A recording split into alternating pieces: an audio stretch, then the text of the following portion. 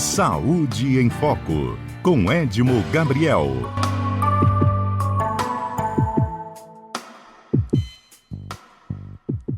Hoje falaremos de um assunto que foi repercussão no final de semana, como o Dr. Edmo estava dizendo, né?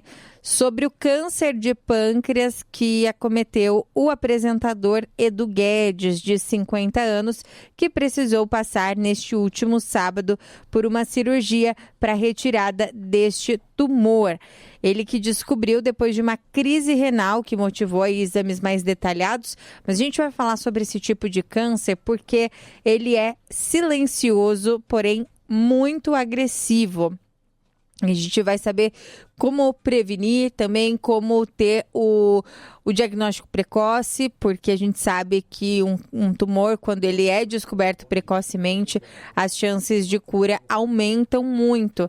E a gente então vai falar sobre esse tipo de tumor com o Dr. Edmo. Doutor, cortou a conexão, mas eu estava aqui explicando para os nossos ouvintes sobre o tumor do Edu Guedes, né? Um tumor no pâncreas que tem a característica de ser silencioso, porém é muito agressivo, né?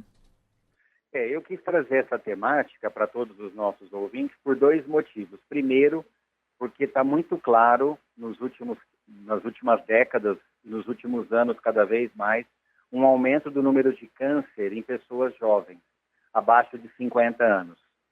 Todo tipo de câncer, câncer de intestino, de pâncreas, de pulmão, de pele, de próstata, de mama nas mulheres.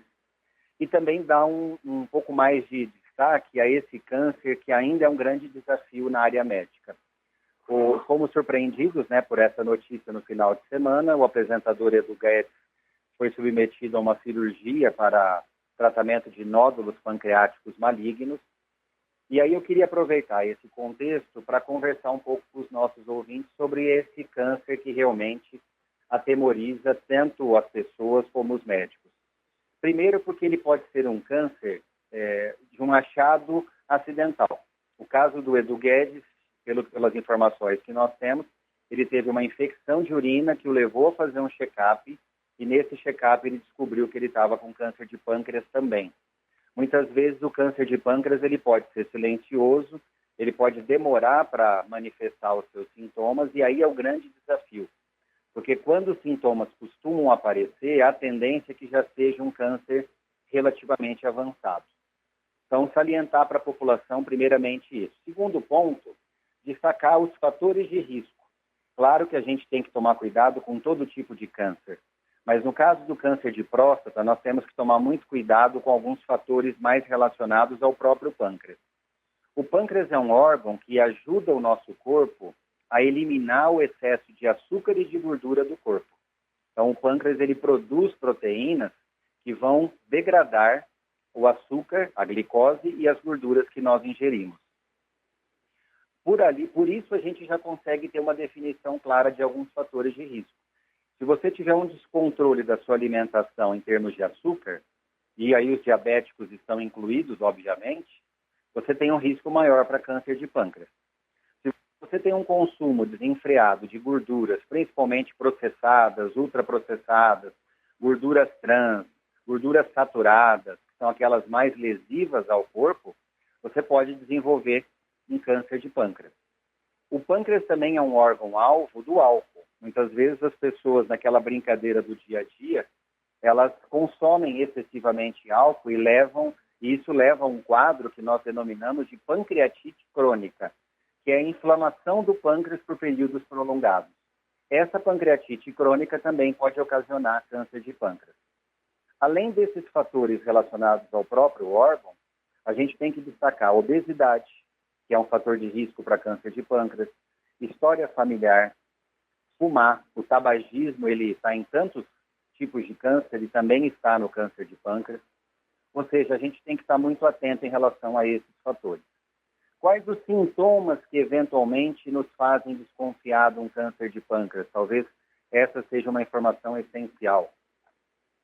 O pâncreas ele costuma causar dor na região abdominal, é uma sensação de uma dor mais profunda que irradia para as costas. A gente chama de uma dor em faixa, porque ela fica inicialmente no centro do abdômen e ela começa a irradiar em uma circunferência ao redor do nosso tronco, parecendo uma faixa.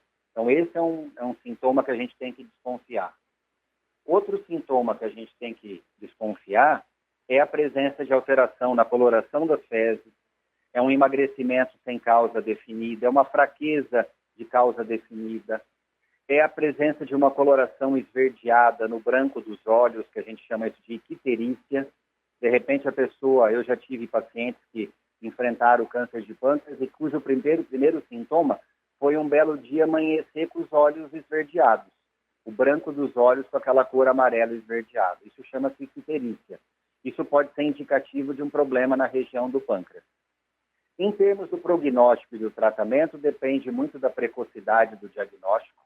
Não é fácil o tratamento, porque é um órgão localizado numa área difícil, que tem uma capacidade de se comunicar com outros órgãos muito grande, então automaticamente se espalha muito rápido esse câncer. E é um desafio. A gente, sempre que está diante de um câncer de pâncreas, a gente sabe que é um tratamento de vários estágios, não é fácil. É uma batalha que a pessoa vai enfrentar, ela tem que ter muita espiritualidade, muita fé, conviver com médicos muito especializados, porque não é um tratamento resolutivo e imediato de uma forma como a gente vê em outros tipos de câncer, quando você retira um segmento do intestino, um exemplo, e cura a pessoa. O pâncreas você não consegue ficar removendo pedaços dele. Então é um órgão que limita até em relação a isso. Certo. E doutor, tem algum exame que pode ser feito preventivamente para descobrir esse tumor em um estágio inicial? Esse é o grande desafio hoje da medicina, Carol. Nós temos no sangue a possibilidade de dosar algumas proteínas que são chamadas de marcadores precoces do câncer, mas elas não são exclusivas de um único câncer. No caso do câncer do pâncreas, existe uma proteína que a gente pode dosar no sangue chamado CA19-9. Ele é um indicador, ele não é absolutamente exclusivo, específico, ele pode nos direcionar diante de uma suspeita. O que vai nos trazer mais precisão, que a medicina precisa o mais rapidamente incorporar e permitir que todos tenham acesso, sem dúvida nenhuma, são os testes genéticos. Que aí a gente pode ter uma precisão em relação ao que cada organismo, ao que cada corpo humano realmente está predisposto a desenvolver. Mas fora isso, infelizmente, a gente não tem um marcador definido, e aí são exames de imagem que vão nos ajudar a perceber quando o quadro já está instalado. Um ultrassom de abdômen, uma tomografia de abdômen, que vão permitir a observação de nódulos e alguma anomalia na estrutura pancreática. Eu acho que o grande desafio é isso que você falou agora, é esse diagnóstico precoce, que no caso do pâncreas é difícil, porque como eu falei, você ter fadiga, você ter fraqueza, prostração, mal-estar, emagrecer, isso não quer dizer que você tenha câncer de pâncreas. Você pode ter uma anemia, você pode ter uma má alimentação, você pode ter, de repente, um outro tipo de câncer. Então, você não pensa em câncer de pâncreas.